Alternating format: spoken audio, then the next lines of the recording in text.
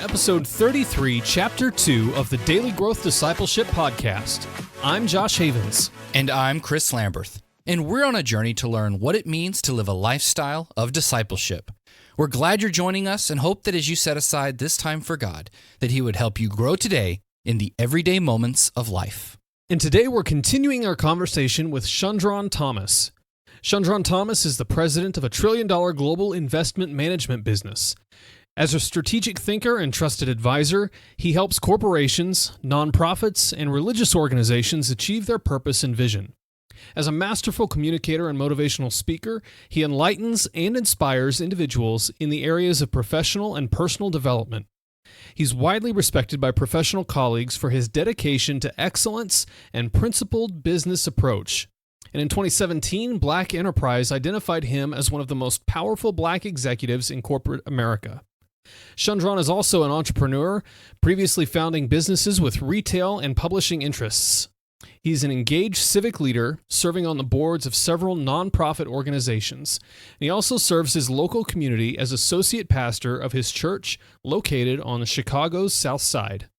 Shundrawn speaks and lectures nationally on subjects including vocation, leadership, strategy, investments, personal finance, values, and faith. His passion for communicating led him to author 4 books, including his recent release, Discover Joy in Work. God has gifted each of us with the call to serve the world with our work. Our work is meant to give us purpose and be a source of joy. For many of us, however, our work, and more particularly our workplaces, are not. Because of the fallen, sinful nature, our work is tainted. We no longer receive the satisfaction from work that God intended. But because God's kingdom brings renewal to all aspects of creation, there is hope for us even in the work we do. Joy and satisfaction are attainable when we align our hearts and motives with God's. So in this chapter, Shundrawn talks about why he wrote the book, Discover Joy in Work, and he demonstrates how God can use us to bring redemption to our work and our workplaces by following Him in the everyday moments of our work life. We come to a book called Discover Joy in Work, which is too specific to be an accident. Like, clearly this has to be a learned journey. Right. And so I'm wondering, why did you write this book, and where did this journey start for you? So there is both, I would say that there's a twofold strong motivation. And I think ultimately it has to do, we talked about calling. The call I believe that God has for our own life. But I would say the 2 parts of it. First off, I love writing, and this is the 4th book I've written. And I find that whether I'm teaching Sunday school class, preparing and delivering a sermon, or writing a book, I always say when God is speaking to me, He's always, when He's using me, He's always speaking to me first. And one of the things is I think about my own work experience and those proverbial highs and lows. I don't write or share from a perspective that says that every day is going to be perfect, or that I've arrived at some place where, I have this sort of bliss that exists throughout 24 hours of all 7 days of the week. What I have come to a place as through my walk and my maturity in Christ, my ability to appreciate every instance of grace that occurs in my life, including the ability to work, right? And then understanding how God indeed uses me through my work. Not just, and a lot of times Christians think being used through your work means simply being a witness. But I said, no. Part of being used through your work is demonstrating and delivering excellence, because God is a God of excellence, right? Yeah. And actually making sound, not only ethical decisions, but wise decisions that comes through the application of the word. So, that experience over the course of my career and growing in that way was one strong motivation. The other, Chris and Josh, is this. It is almost discouraging sometimes to me when I talk to people about their discouragement about their experience in the workplace. And what I mean by that is, in my roles, I spend a lot of time coaching, mentoring, developing people, helping, professionals that I work with, and even outside of my direct workplace. And over time, I was so astonished at how many people that when I would speak to them, when you pressed a little, they were just so either disengaged in their workplace at a minimum, But more importantly, they were just fully discouraged with their work. I mean, so many people were just truly unhappy in their work. And I just felt like there was an unction I had, a leading I had from the Spirit to just really explore this, because I think that to spend what for most people is most of your waking hours giving so much effort and energy to something that literally you find sort of in a sense maybe mentally debilitating, there's something amiss there. And I want to be very clear on this, Christian Josh. Many of the people that I spoke to that even to this day find themselves in that condition, these are people that are believers as well. So this is not something that you would associate with people who don't know Christ. I would say saved and sinner alike, this struggle to find true fulfillment in work is common to all people. Mm-hmm. Well, and sometimes I wonder if Christians have a unique struggle with that because we tend to separate our Christian life from every other part of our life. And so it's I see a lot around here in Springfield, Missouri, people who go to church, they enjoy their lives as Christians, but then it's almost like, all right, we hit Monday morning and I've got to go to my secular job where I just need to make money so that I can continue living my Christian life everywhere else. And Right. it's almost like there's this disconnect between the two, and because their Christian life doesn't bleed over into their work life, it's almost like they don't feel like they can or even should find joy there. Right. And I think that part of it has to do, and I think much of it is well intentioned. A lot of times it has to do with how we understand maybe how we've been taught or how we interpret Scripture. If from my standpoint, I think that just being really thoughtful about how we, in our minds, make this divide between what is sacred and what is secular, right? Because as a starting point, everything that God created in its essence is good. And work, one of the things that I argue about the book, I say there are three operative words that form the book: work, joy, and transform. The first one, work, if you think about mental or physical effort that we're applying to achieve a particular result or outcome, it's reflected by a choice of occupation. And for me, if it's your life work, vocation. But if you think about it, that work is inherently good, right? Mm-hmm. And as a believer, when God is working in you and through you, it's not only that we're redeemed and we're sanctified, I think that extends to the work that God calls us to, right?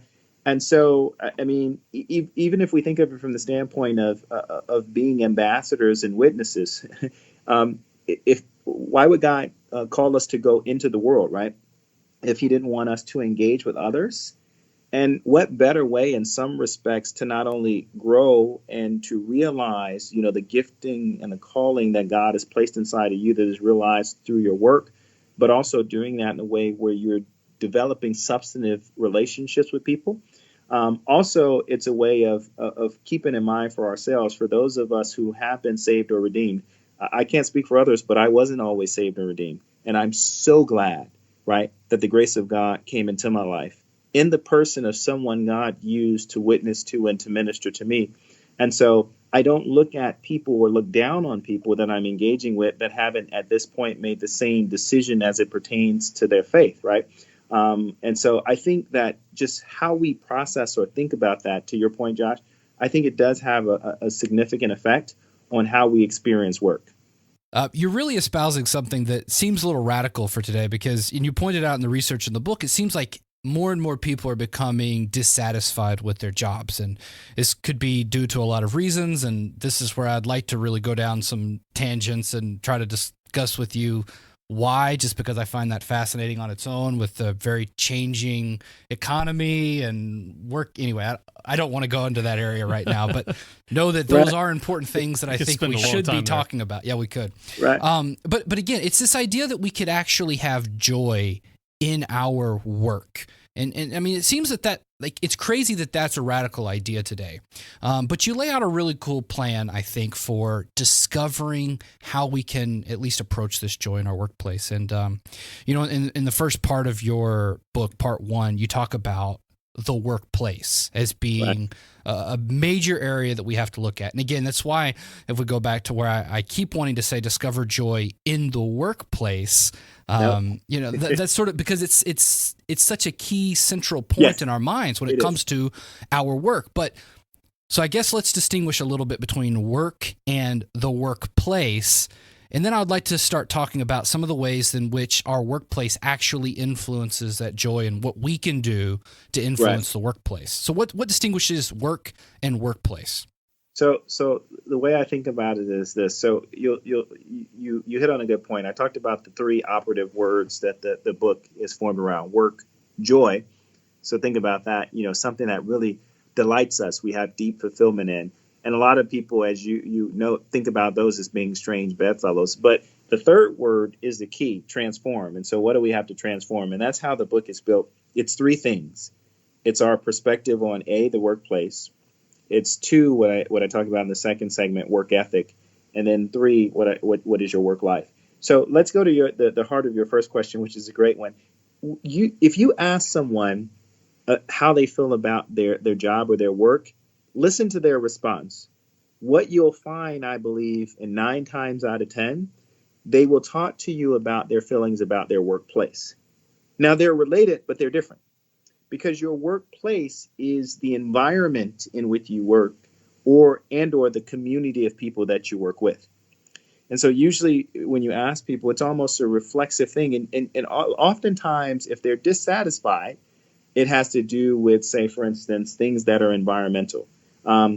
Whether it be the relationships they have with their coworkers or maybe a supervisor, the overall environment in their office. It could be the nature of how they're compensated. But again, those things are related to the work, but more specifically, a lot of it is about the workplace. And one of the things that I say somewhat sheepishly, and I say this in the book, but it's a real true observation. If you think about the first humans, Adam and Eve, right? I'd like to say you can think of the garden as their workplace, and we have this stylized view in our mind of it being this paradise, and it was, but I don't know necessarily in the way that we would think, right? Because God was very clear that they had to dress and keep it, right? And so that there was work that one had to apply rather. And so what I like to say is any place that we work, it has paradise potential, but it's actually up to us to bring it out of it, right? And so God actually, in a sense, puts the capacity in us to bring out the quote unquote paradise potential in our workplace. But it won't happen if we don't have the right attitude. And so you know how in that first segment that you referred to, I talk about those 4 A's that you have to focus on: attitude, approach, aptitude, and achievement. Obviously, that first chapter, attitude, how I choose to see the world, right? How I choose to see my workplace is going to significantly affect it. And here's the important thing. We all have the ability to change our attitude. Yeah. Okay. We got to talk about this because we could do the whole podcast on attitude alone, I think, because again, I have a work environment and I feel weird because I want to talk about some things, but my coworkers might in fact listen to this podcast. And so I love you all, but I know I'm a challenge at times and you can be a challenge as well. So there you go. Absolutely. I guess we'll get it out there. And but you're right. Like, I have found, at least as I've gotten closer with a few particular coworkers, we've even voiced this to each other where it's like, man, if you weren't here, like I wouldn't be here either. And you just sort of feel that camaraderie when you can get into a work environment or a group and you can feel like you are contributing on something meaningful and like everything just sort of fits together. Now, it does sometimes feel that those are few and far between those environments, but I love this idea that every workplace holds a potential for paradise. And because you're hitting on some really great biblical material here in that God, work wasn't a command of the curse. No. The issue of the curse was that thorns were also going to grow and that work there was became going to hard. It was became fighting hard. against It became us. hard, right? That's right. And there was that deep unsatisfaction that would come from it now. Like, I think that's the way, and maybe I'm reading too much into it, but at least it seems like the work that they would have done would have produced a degree of satisfaction that it's hard to come by today. Like, without being a little too meta, it seems like we have to work at that to get the satisfaction from our works. But this idea of bringing the right attitude does change it, because then it means we're not passive victims of our work environment or the work that we're doing, but we actually have a great deal of control. You and I were created in the image of God. If we look at the first 2 chapters of Genesis, we find God doing work. But more than that, I think it's interesting that we first get a statement in Genesis 1:2 about the earth being without form and void. In the beginning, it was chaos. And this is far from the paradise we read about and envision at the end of God's creative work. In creating human beings, the pinnacle of His creation, He gave us the honor of bearing His image, representing His character and carrying out His work on His behalf and for His glory. Growing up, I had this mental image of the Garden of Eden as this nicely manicured lawn with mulch spread around all the trees and nice paths winding through the entire garden. But could it be that part of bearing God's image means doing what He did in creating paradise out of chaos? This is exactly what Shundrawn was getting at when he said our workplace has paradise potential. And it's up to us to bring it out of it. God created you with His image and the ability to bring paradise out of chaos, just like He did. You do this with your attitude. You do it when you do good work just for the sake of doing good work. You also do it when you represent Christ's love, grace, and forgiveness to your boss and coworkers. It may not be instantaneous, but you can find joy in your work and begin to bring paradise out of chaos. So I want to challenge you to do one thing the next time you're at work. Choose one thing. It could be a messy corner of the office, a terrible workflow that's been frustrating everyone, or maybe just a trash can that no one wants to empty.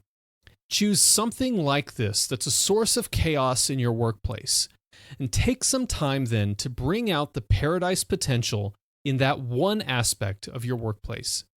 You may not get recognition for it, but remember that you're doing this because your Creator does this as well.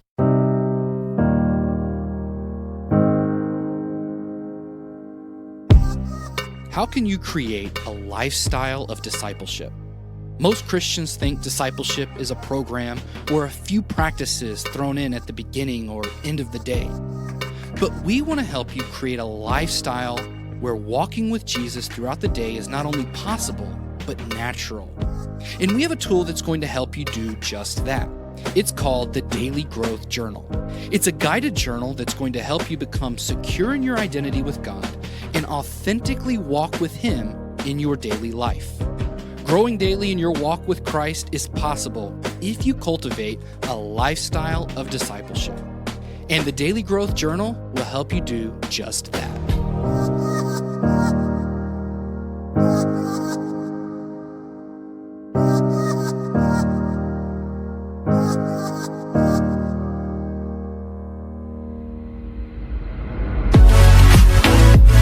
Thanks for listening to this episode of the Daily Growth Discipleship Podcast. To find out more about Shundrawn's work, check out shundrawnthomas.com. Then check out the next chapter in our conversation, where Shundrawn unpacks the way our attitude is everything, especially when we face terrible days at work. If you want to stay up to date on everything happening at Daily Growth Discipleship, go to dailygrowthdiscipleship.com and subscribe for free. You can also subscribe to this podcast on Apple Podcasts, Google Podcasts, and Spotify.